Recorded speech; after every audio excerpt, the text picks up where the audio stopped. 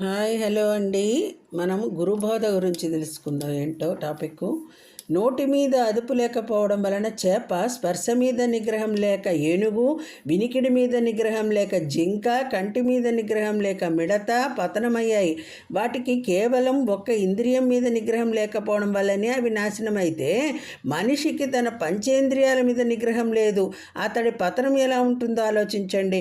మానవునికి తన కళ్ళ మీద నిగ్రహం లేదు. ఏవి చూడకూడదో అవే చూస్తున్నాడు.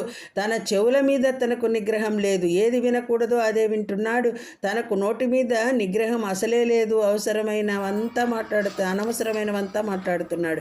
అలాగే మనం పీల్చే వాసనలు మనలో ఉద్రేకాన్ని కలిగించేవిగా, తమో గుణాన్ని పెంచేవిగానే ఉంటున్నాయి. స్పర్శ విషయంలో కూడా అంతే.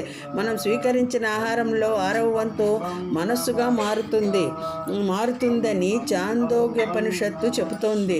ఇంతకీ ఆహారం అంటే ఏమిటి? కేవలం నోటి ద్వారా మాత్రమే తీసుకునేది కాదు. కళ్ళ ద్వారా చూసేది, చెవుల ద్వారా వినేది, ముక్కు ద్వారా వాసన పీల్చేది, స్పృశించేది కూడా మనస్సుగా మారుతోంది. అవన్నీ ఆహారమే. మనకు ఇంద్రియ నిగ్రహం లేనప్పుడు, నిషిద్ధమైన ఆహారాన్ని స్వీకరిస్తున్నప్పుడు మంచి ఆలోచనలు రమ్మంటే ఎక్కడి నుంచి వస్తాయి?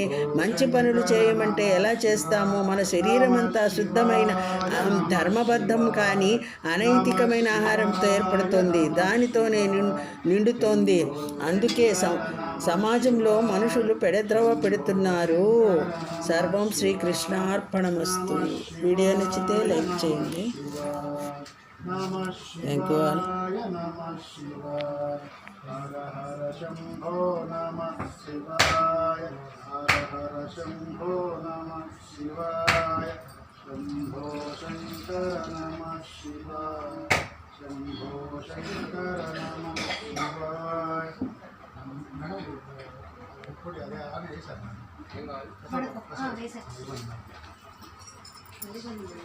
నీళ్ళు